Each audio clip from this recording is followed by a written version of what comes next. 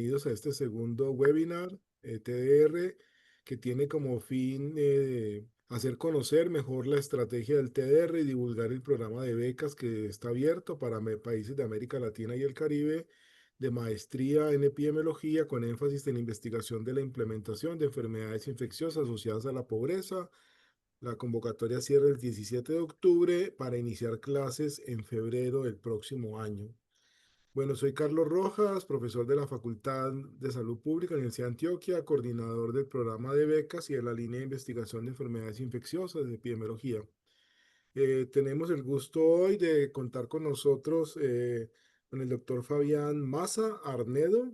Fabián es médico, egresado de la Universidad de Antioquia. Estamos muy contentos pues, de tener un egresado con nosotros. Magíster en salud global con experiencia en investigación clínica y cooperación internacional. Su maestría es de la Universidad de Uppsala en Suecia. Y Fabián trabaja actualmente en Dinamarca con una organización que se llama ICARS, y se desempeña como oficial científico apoyando proyectos para enfrentar la resistencia antimicrobiana en países de ingresos bajos y medianos. O sea, hay una gran coincidencia con lo que hace TDR y él va a presentarnos hoy esta presentación mostrándonos qué aporta la investigación de la implementación, cómo se conecta con este tema. Si quieres, Fabián, nos cuentas un poquito qué es ICARS rápidamente, como para al menos la sigla que significa, ¿cierto? Yo no lo recuerdo en este momento. Entonces, bueno, bienvenido y adelante. Gracias. Muchas, muchas gracias, Carlos, por la introducción.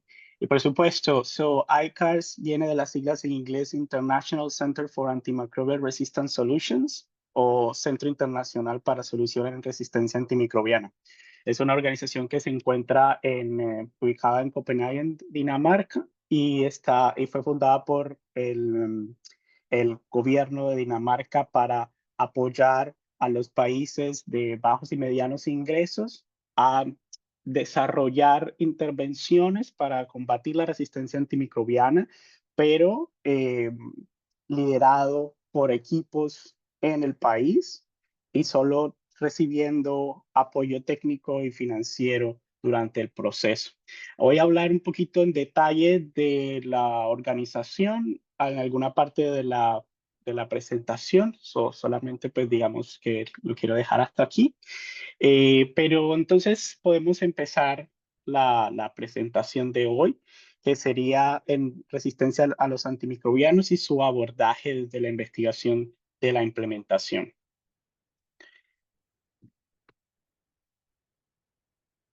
Okay. Voy a empezar brevemente mencionando qué es la resistencia a los antimicrobianos y pues se refiere al fenómeno por el cual los microorganismos, sean bacterias, virus, hongos o parásitos, desarrollan la capacidad de resistir los efectos de los medicamentos que usamos para su tratamiento o que antes eran efectivos contra ellos. El problema es que cuanto más expuestos estén los microorganismos a esos productos farmacéuticos, más probabilidades tendrán de adaptarse a ellos, de volverse resistentes, ya que esto también es un fenómeno natural que pasa, solo que la actividad humana ha acelerado ese proceso. Y cuando vemos la resistencia antimicrobiana de una perspectiva global, pues nos damos cuenta que de hecho es un desafío crítico para la salud y para el desarrollo en general, con la mayor carga presente en los países de ingresos bajos y medios. Asia en particular, del sur y sudeste asiático, tienen una de las mayores cargas de resistencia antimicrobiana a nivel mundial, con África subsahariana teniendo la tasa de mortalidad más alta atribuible a infecciones resistentes a los medicamentos. Y de hecho, hay una de las últimas, de los últimos datos, muestra que en 2021, 4.71 millones de muertes se asociaron a la resistencia antimicrobiana y 1.14 millones de muertes fueron atribuibles directamente a ella. Pero estos son solo los datos actuales o más actuales que tenemos. Pero si vamos y damos una mirada al futuro, ¿cuáles son esas proyecciones futuras, el impacto que va a tener? Se ha calculado que o se ha proyectado que entre 2025 y 2050 va a haber aproximadamente 39.1 millones de muertes atribuibles a la resistencia antimicrobiana, de las cuales en 2050 1.91 van a ser por muertes anuales eh, atribuibles a la RAM y de esas muertes se espera que el 65.9% sean en personas mayores de 70 años. Pero eso también son solo datos de muertes humanas, pero definitivamente la resistencia antimicrobiana va mucho más allá, ya que puede afectar también, o eso llevaría a un impacto en la economía global. Y se tiene que los costos económicos de la resistencia antimicrobiana puede llegar a ser tan grave como la crisis financiera del 2008-2009. Pero a diferencia de esa crisis que pasamos en ese tiempo, el impacto duraría más tiempo y sería más costoso para los países de bajos ingresos que para los de altos ingresos. Y también se espera que hayan, o las estimaciones muestran que habría una pérdida económica causada por el incremento de la resistencia antimicrobiana que variaría entre 1.1 a 3.8 del Producto Interno Bruto anual para 2050. Y también es importante mencionar que hay pocas perspectivas de que haya una recuperación cíclica como en las crisis financieras, que vemos que hay una depresión, pero a medida que pasan los años hay una rápida recuperación económica global. Pero el problema con la resistencia es que ya que el desarrollo de nuevos antibióticos, así como de vacunas, puede tardar una década o más, y aún si se tiene éxito, llevaría más tiempo para que estos nuevos antibióticos o medicamentos o vacunas lleguen al mercado a los países de ingresos bajos y medios. Entonces, el impacto que tiene la economía va a ser mucho mayor. Y el problema también es que esto es una cadena. Si hay una afección en vidas humanas, hay un impacto a nivel económico, por supuesto, va a haber un impacto en la pobreza. Y se estima, y de hecho la resistencia se estima que va, al afectar el crecimiento económico, va a llevar a un aumento de la pobreza extrema que va a ser obviamente desproporcionada y va a tener un mayor impacto en países de ingresos bajos. Si se espera que de los 28.3 millones de personas que vivirían en pobreza en 2050, la mayoría, 26.2 millones, residirían en países de ingresos bajos. Pero tenemos entonces otro problema. Pues la resistencia afectaría a las vidas humanas, habría un impacto en en la economía global, un aumento en el nivel de pobreza, pero también y como ya mencioné antes, la resistencia se ve acelerada por el consumo y el uso eh, especialmente el mal uso de los antibióticos o de los diferentes antimicrobianos. Pero entonces lo que vemos actualmente es que de hecho hay un incremento en el consumo global de antibióticos. Entre 2000 y 2015, el uso de antimicrobianos aumentó un 65%. Y el consumo de los antibióticos de la categoría Watch aumentó de un 90% a nivel mundial y en un 165% en países de ingresos bajos y medios. Solo para clarificar, la clasificación AWARE de la OMS agrupan los antibióticos en tres categorías, que son Access, Watch and Reserve, que traducido al español sería acceso, vigilancia y reserva, para guiar su uso racional y combatir la resistencia de los antimicrobianos. Los antibióticos en la categoría de acceso son para infecciones comunes, los de Watch son para un espectro más limitado de patologías y que tienen un poquito más de potencial de generar resistencia, y los de reserva, que son los últimos recursos para infecciones graves o resistentes, y su uso tiene que estar extremadamente monitoreado y administrado de forma controlada para evitar el sobreuso. Y pues como vemos o como acabo de mencionar, ha habido un incremento en el uso de los antimicrobianos en la categoría de reserva, de vigilancia, lo cual es bastante preocupante, ya que seguramente eso ayudará a acelerar o podría acelerar más el desarrollo de resistencia.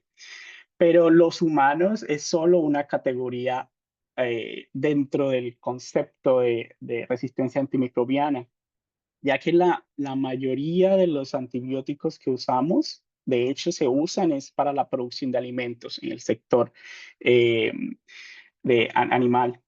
Y se proyecta que el consumo global en animales aumentará un 50% entre 2013 y 2030. Por consiguiente, también aumentará el consumo de antibióticos en este sector. Y también se estima más o menos de que, o se ha reportado que al menos el 25% de todos los países usan todavía antibióticos para promover el crecimiento de los animales. Entonces, si nos damos cuenta, esto es un problema que no solo impacta eh, no solamente tiene un área de impacto o en el sector humano, pero también en el sector animal. Y de hecho en otros sectores como medio ambiente. Y cuando vemos, definitivamente hay una brecha entre el conocimiento científico y las políticas y cómo avanzan las políticas en salud pública referente a la resistencia antimicrobiana. Y hay esfuerzos, de hecho, que se han hecho para abordar la RAM, pero muchos de ellos se ven comprometidos por el bajo nivel de implementación y la falta de coordinación. En 2023, solo para dar un poco de contexto aquí también, la OMS recomendó a los países en generar planes de acción nacionales contra la resistencia antimicrobiana, ojalá multisectoriales, para que los países empezaran a tener sus planes y empezaran a trabajar en este problema que es algo crítico y que va a afectar la vida de todos. Eh, y se tiene que en 2023 178 países desarrollaron, de hecho, sus planes de acción nacional. Entonces, en inglés es conocido la sigla como NAPS, pero solo el 27% de ellos reportó una implementación de esos planes de acción nacional y por debajo de esos 27, solo 11 habían asignado presupuestos nacionales para ello. La cosa es que tú puedes haber descrito un plan, pero si tú no se implementa o no se tiene una financiación para apoyar ese plan, pues no estamos alcanzando, no vamos a poder alcanzar los objetivos que hemos planeado. Otro punto importante, y como mencioné, es la resistencia. Para combatir la resistencia antimicrobiana, definitivamente tenemos que seguir un enfoque de una sola salud, o de One Health en inglés, ya que, ya que, como mencioné, digamos, la mayoría del uso de antibióticos es en producción de carnes, de res, pollo, cerdo, para el consumo humano. Entonces, si no nos aseguramos de generar medidas o intervenciones que afecten diferentes sectores, no vamos a poder manejar o controlar la resistencia antimicrobiana. Quería traerles esta diapositiva para mencionar un poco acerca de las publicaciones sobre la resistencia antimicrobiana y microbiología. Y de este estudio del 2023 se encontró que entre el 2000, pueden ver en esta gráfica, que ha habido un incremento en las publicaciones referente a resistencia antimicrobiana y también publicaciones en microbiología en los últimos años, lo cual es bastante positivo. Pero cuando vamos a ver cuáles son el top 10, los primeros 10 países rankeados en la lista con más publicaciones en este tema, nos damos cuenta que la mayoría son en países desarrollados y que además ningún país de África se encontraba incluso en el top 20 de publicaciones en resistencia antimicrobiana, a pesar de que, como mencioné, África subsahariana tiene el número más alto de muertes asociadas a RAM per cápita en el mundo. Y también quería mostrarles esta diapositiva sobre, listo, tenemos que las publicaciones han ido en aumento, pero ¿de qué van esas publicaciones? Y cuando nos vamos un poquito más al detalle, nos damos cuenta de que del total de publicaciones en temas de resistencia antimicrobiana, solo una pequeña parte va hacia los tópicos emergentes, o podría llamarlo también como las nuevas soluciones referentes a resistencia antimicrobiana. La mayoría de las publicaciones ya va por se centra en temas ya establecidos o tópicos ya establecidos.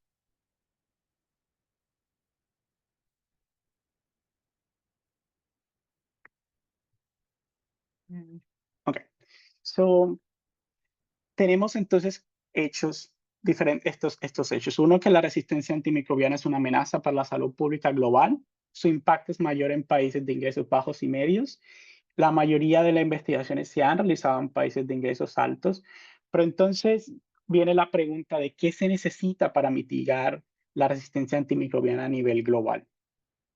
Y tenemos que lo que se necesita ya se ha estudiado, se ha determinado, y son básicamente 3 puntos. Uno, un uso racional de los antimicrobianos en el sector humano, el sector animal, etcétera. Se necesita continuar trabajando y invirtiendo más en la investigación y el desarrollo de nuevos antibióticos. Y también se necesitan poner en práctica las medidas de prevención y control de infecciones y de bioseguridad para reducir la tasa de infecciones y, por tanto, el uso de antimicrobianos para tratar con esas infecciones y, por ende, la tasa de resistencia antimicrobiana. Pero listo, yo creo que la parte científica tenemos eso claro, eso es más o menos agrupa en forma general en las medidas y las intervenciones que queremos hacer. Pero hay cuellos de botella en la implementación de esas intervenciones, que a pesar de que estas intervenciones para mitigar la RAM existen, se ven afectadas por diferentes barreras.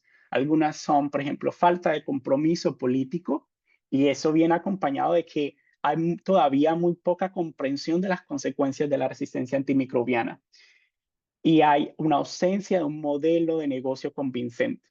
El problema es que cuando hablamos de salud pública y cuando los países y gobiernos asignan sus presupuestos y asignan sus prioridades en qué combatir, tienen que hacerlo en base a entender cuáles son los riesgos y cuáles son las consecuencias de esa enfermedad o de ese problema en salud pública.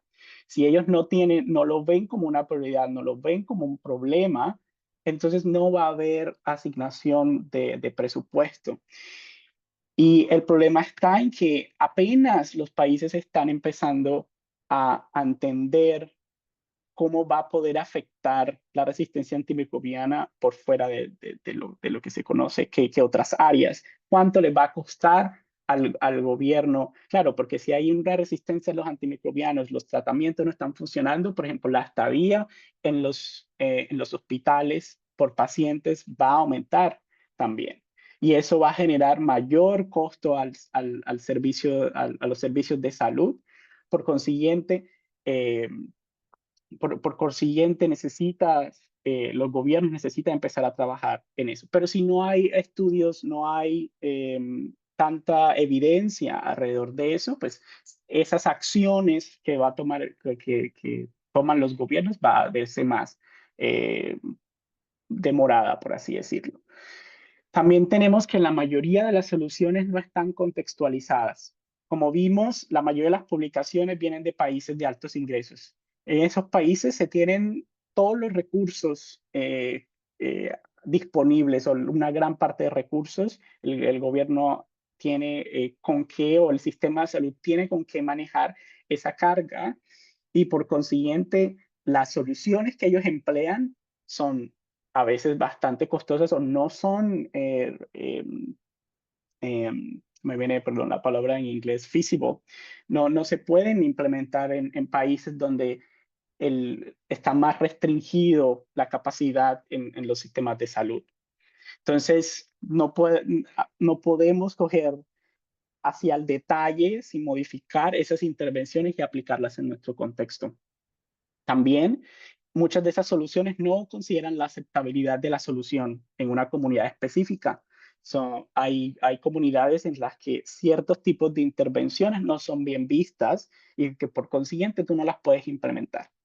Entonces, eso genera definitivamente una barrera al momento de implementar una intervención. Y como había mencionado, eso está muy relacionado a lo que han mencionado sobre la falta de recursos dedicados, pero no solo en infraestructura, en operativos, pero también en términos de recursos humanos. Nosotros en nuestro país, en nuestros países a veces tenemos mucha carga laboral y que va y agregar además a los países y los hospitales eh, tienen muchas dificultades en integrar medidas para optimizar el uso de antimicrobianos, precisamente porque no hay personal disponible para que tenga esas tareas y para que pueda cumplir con esas tareas en el día a día. Entonces, todo eso son barreras que eh, enfrentamos al momento de implementar intervenciones en la resistencia. Y pues, como se dice, o lo que ICARS también dice, expresa mucho, es que intervenciones y prácticas basadas en evidencia que se implementan de manera deficiente o que no se implementan en absoluto, no van a generar los beneficios en salud que esperamos. Y es que necesitamos soluciones que sean sostenibles. Y para que las soluciones o intervenciones sean verdaderamente sostenibles, se necesita que cumplan varios criterios. Uno de esos, por ejemplo, es que sean apropiadas a lo largo de toda la cadena, con el compromiso de todos los actores, no solamente de los profesionales de salud, pero también desde los ministerios, de los científicos, de los pacientes, que esté guiada por los problemas que los países han priorizado en lugar de aplicar un enfoque único para todos. También tienen que ser específicas al contexto y adaptadas a las necesidades y desafíos locales. Además, debemos asegurar que existan la capacidad local necesaria para ejecutar esas soluciones, porque si empezamos, por ejemplo, ha pasado mucho en países en África que se han dado fondos para que ellos mejoren la parte de laboratorio, de resultados de laboratorio, de vigilancia epidemiológica, pero cuando uno va a visitar los laboratorios, muchas de las máquinas que utilizan, por ejemplo, para incubar las muestras recogidas de pruebas de cultivos de sangre, para hacer luego estudios de sensibilidad contra los antibióticos, están en una esquina del laboratorio. ¿Por qué? Porque a pesar de que durante el tiempo del proyecto se dieron esas máquinas y se le dieron los insumos, al acabarse el proyecto y por tanto la financiación, el gobierno no estuvo preparado para tomar esa responsabilidad y los hospitales no pueden permitirse insumos tan costosos y mantener toda esa infraestructura.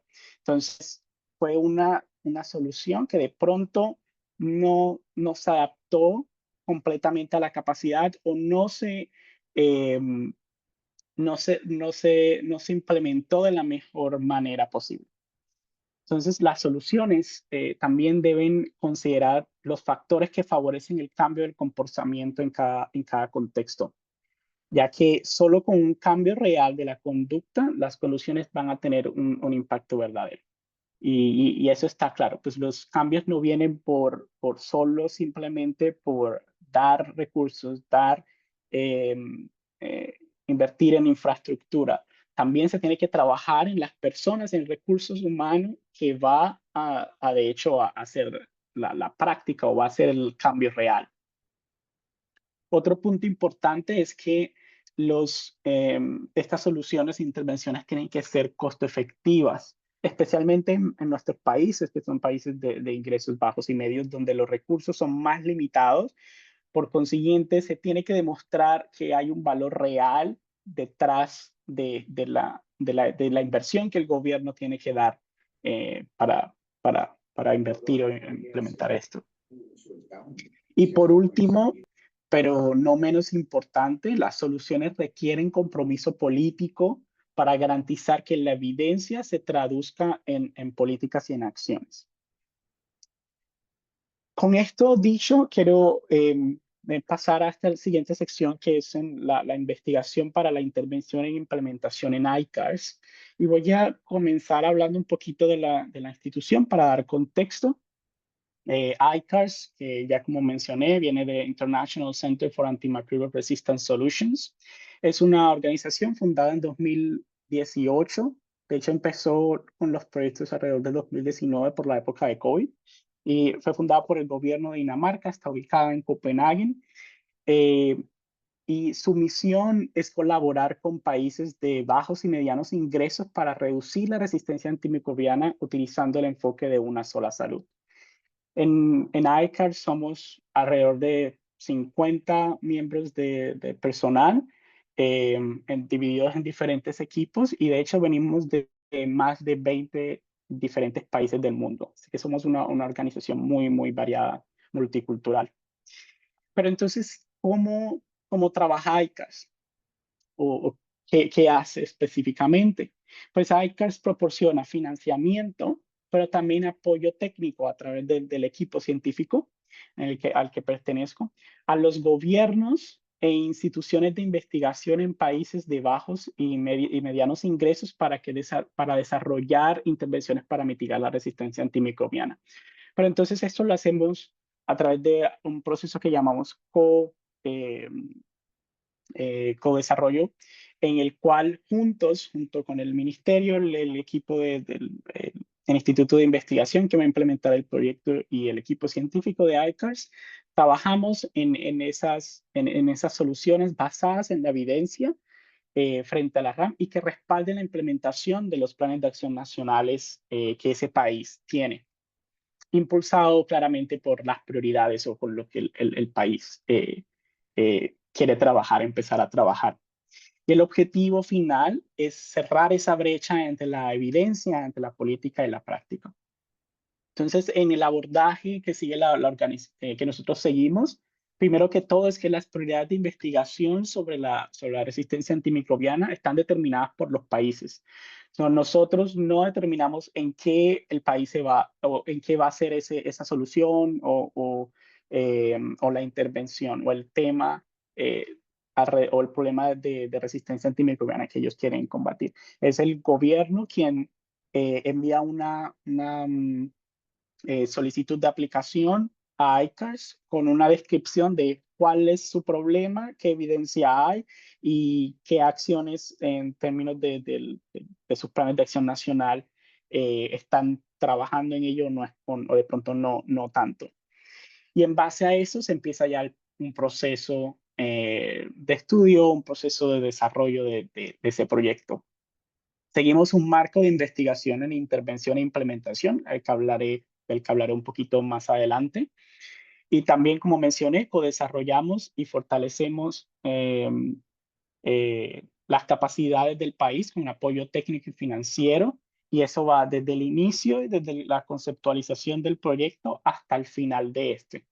También trabajamos junto con los países en planes para la implementación a gran escala, es decir, lo que nosotros llamamos, se inicia primero como con en inglés es Demonstration Project, como un proyecto demostrativo, usualmente 3, 4 hospitales o granjas, y luego se, se enfocan en generar diferentes resultados que dependiendo de eso, el siguiente punto es discutir con el ministerio y buscar formas de que se pueda sostener después del cierre del proyecto. Obviamente mostrándole al, al gobierno que esas acciones que ellos implementarían van a tener un impacto no solamente en la salud de las personas, pero también va a poder tener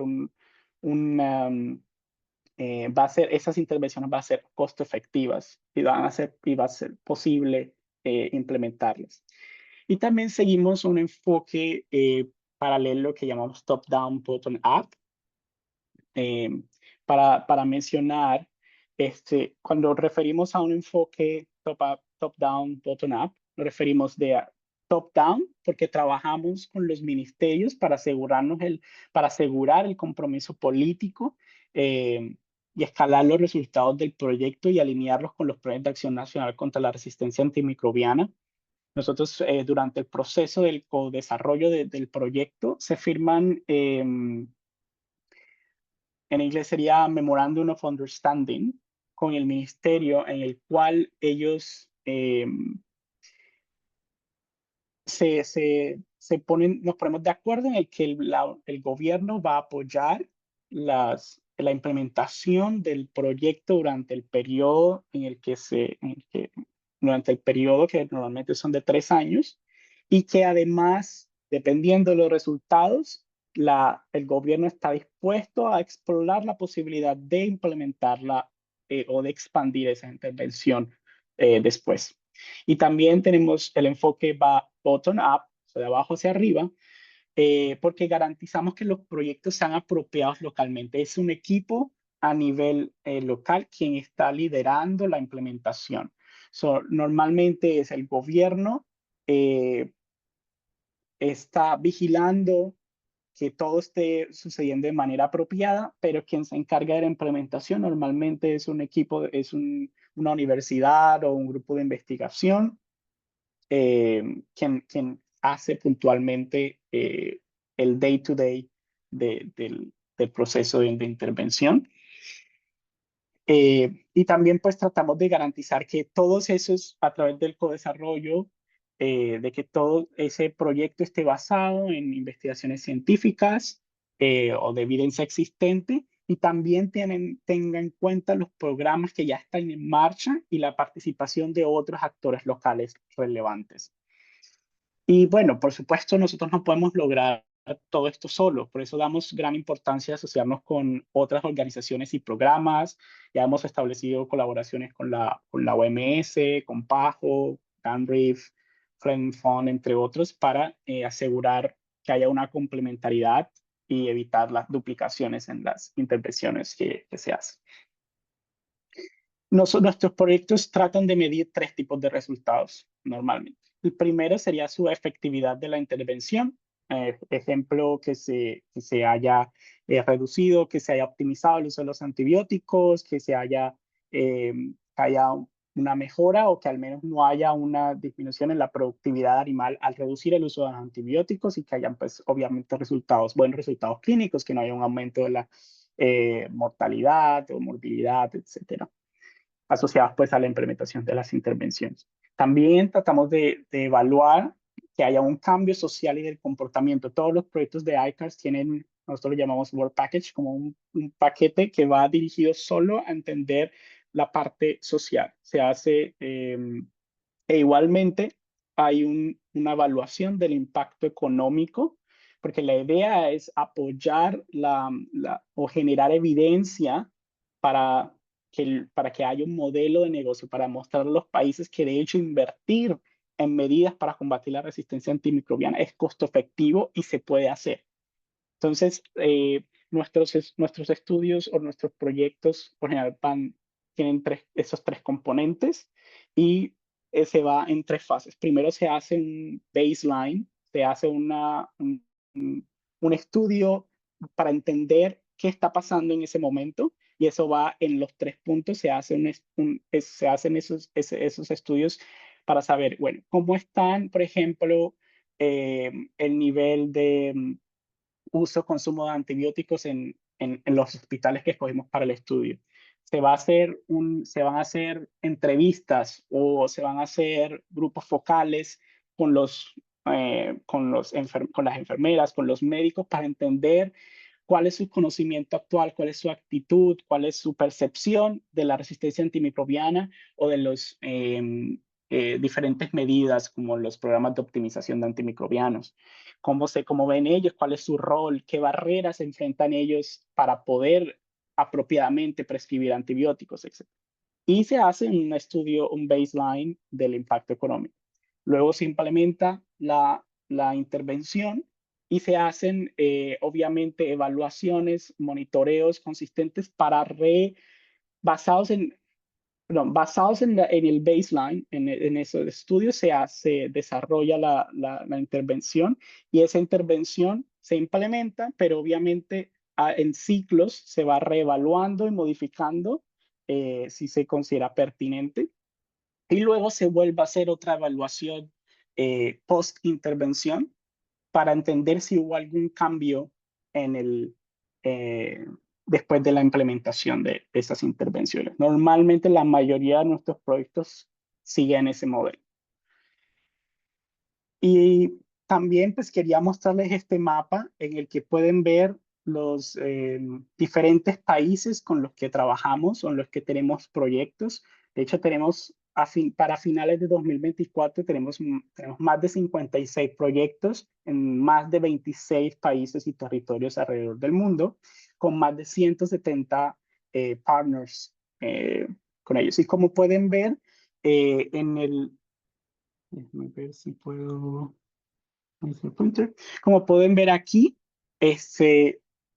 podemos ver que esta figura con las figuras de ser humano, de plantas, eso es solo para identificar qué tipo de proyectos se encuentran en implementación en los diferentes países. Por ejemplo, en Colombia tenemos alrededor de 4 proyectos, uno en One Health, es decir, que trata de impactar o tiene consideraciones de los diferentes sectores, pero también tenemos proyectos que solo se enfocan en salud humana, otros en salud animal, particularmente en cerdos. Y así también aplica para muchos otros países.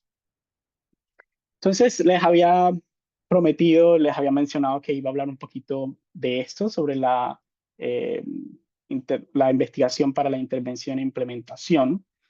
Y este es uno de los puntos principales de ICARS, o del enfoque de ICARS, y es que nosotros usamos este modelo para poder,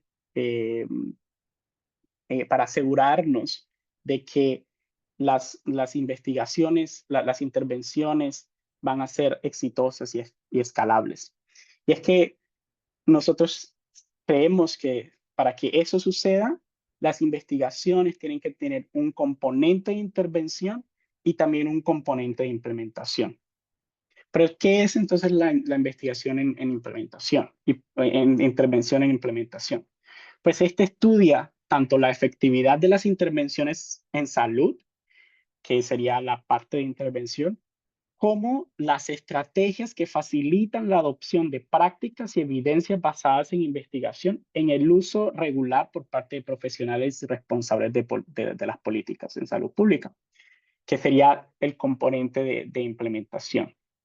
Y para decirlo en términos sencillos, el objetivo es cerrar la brecha sistémica, la brecha que existe entre lo que sabemos y lo que hacemos, identificando y abordando las barreras que retrasan y detienen la adopción de las intervenciones de salud que están ya comprobadas o prácticas que están basadas en la evidencia. Igual, quería mencionar aquí rápidamente, pues que la investigación sobre intervención e implementación ocurre en un continuo que va desde la prueba de concepto hasta la prueba la prueba de implementación y, la información necesaria para la ampliación. Entonces, durante ese proceso, digamos que se van planteando diferentes preguntas. ¿Es la intervención segura y funciona? ¿Cómo funciona en entornos reales? ¿Y cómo se integra de manera sostenible en los sistemas? Cuando uno implementa o cuando usamos este tipo de investigación, pues se buscan o se estudian diferentes variables de resultados. En la investigación de intervención, normalmente va enfocada en tratar de entender cuál es la eficacia, efectividad, seguridad de la intervención, mientras que cuando hablamos de la investigación e implementación, busca estudiar variables como la aceptabilidad, decir, cómo los actores involucrados perciben la intervención, si es aceptable, adecuado o satisfactorio. La adopción, que es la intención o decisión inicial o acción para probar o utilizar una intervención. La pertinencia, la factibilidad, la fidelidad, el costo y la sostenibilidad.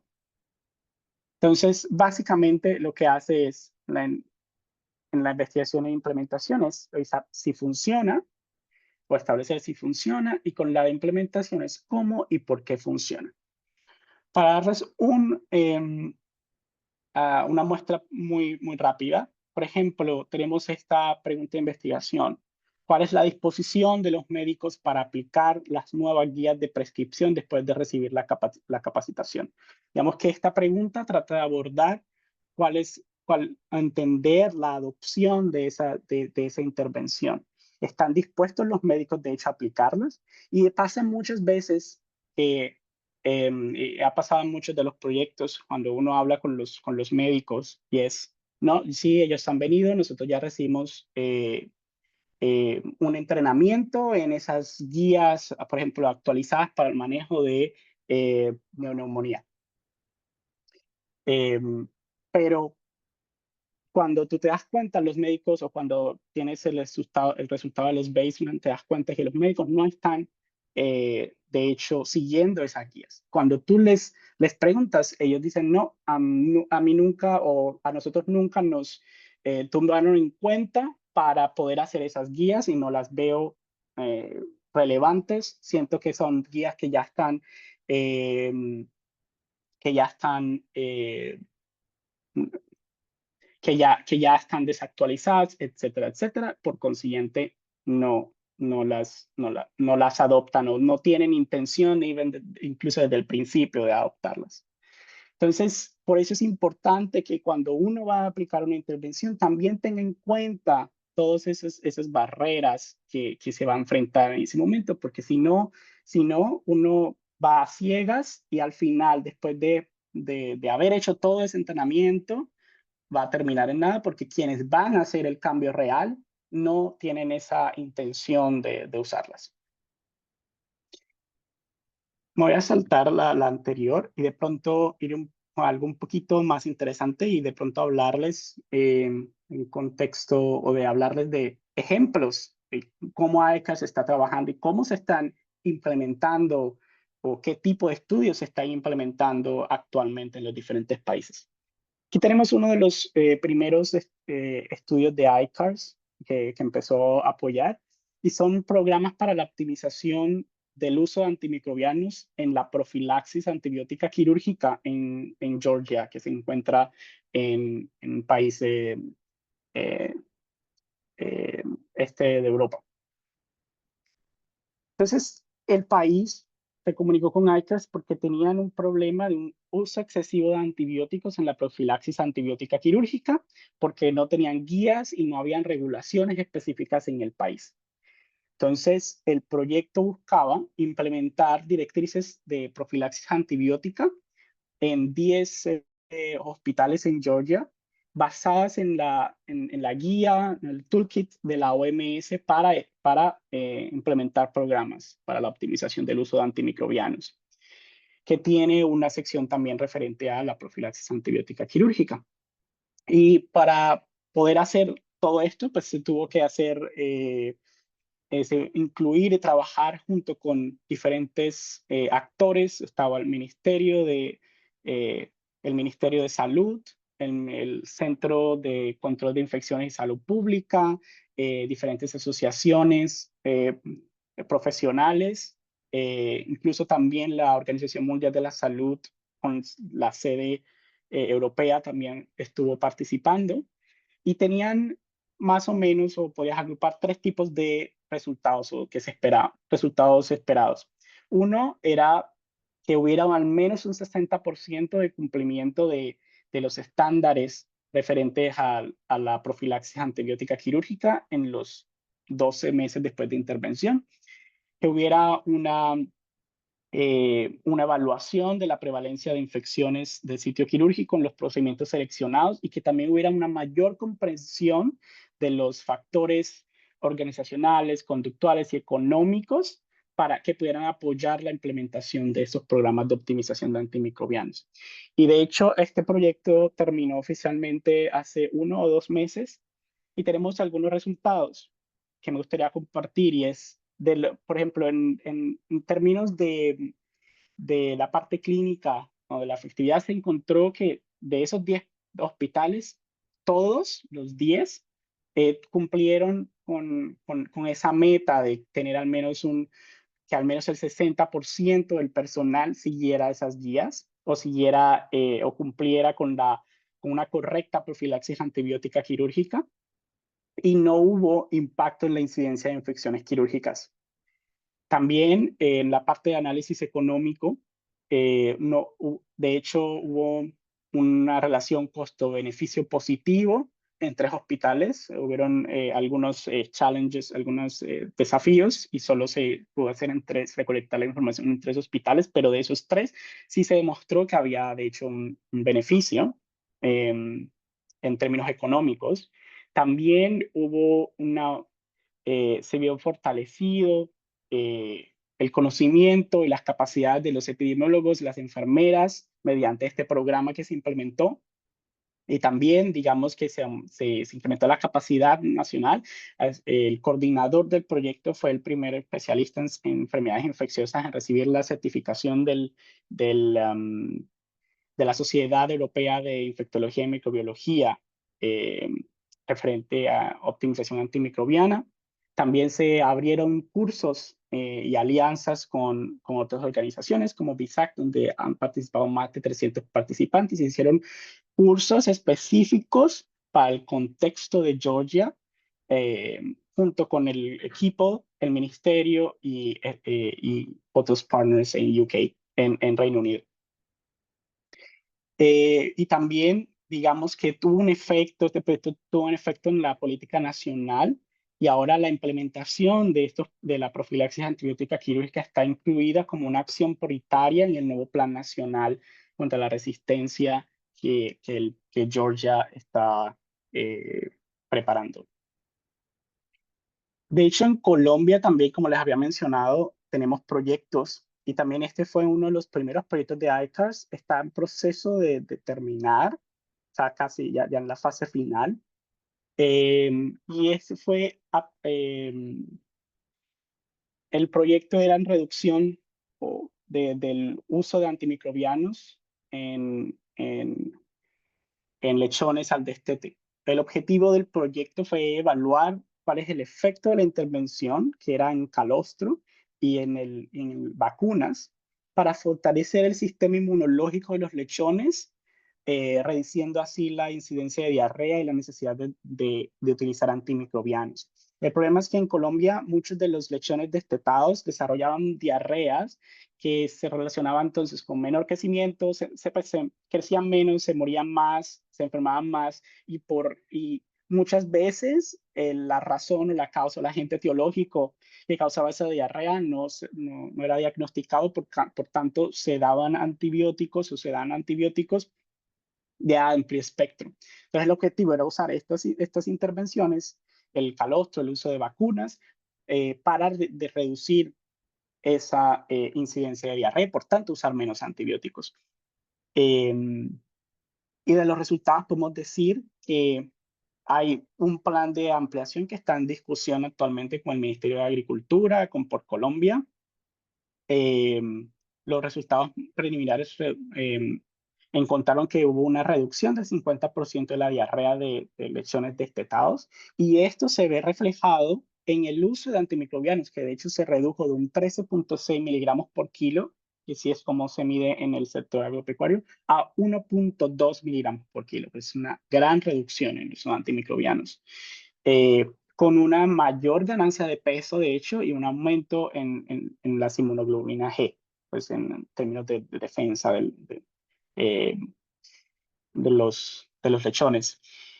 También se hicieron diferentes análisis cualitativos y económicos para apoyar la implementación y tratar de entender desde el punto de vista de las granjas si esto era una intervención que se podía adoptar y que se pensaba que era, y saber si era apropiada para el contexto.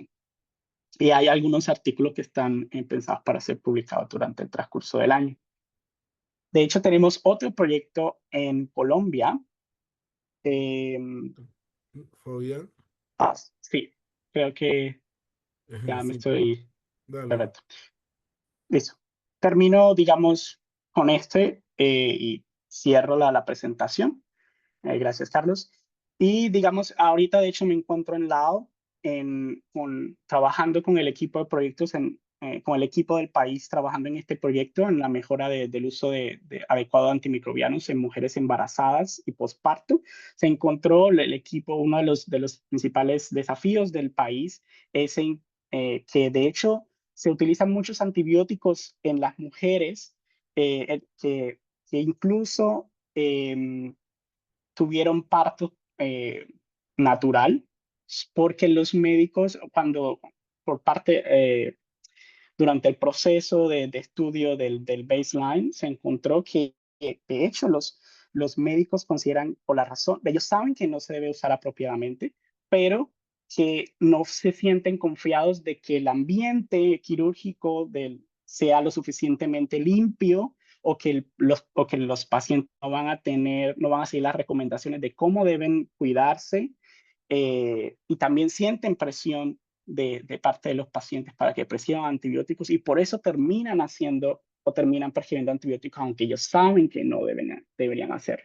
Estos días hemos estado trabajando junto con los diferentes miembros claves de los diferentes hospitales para desarrollar juntos cuáles van a ser las intervenciones, teniendo en cuenta esas barreras y cómo se podría solucionar o qué enfoques deberíamos seguir en cada uno de los diferentes hospitales para poder tratar con esta problemática. Y con esto dicho, creo que cierro mi presentación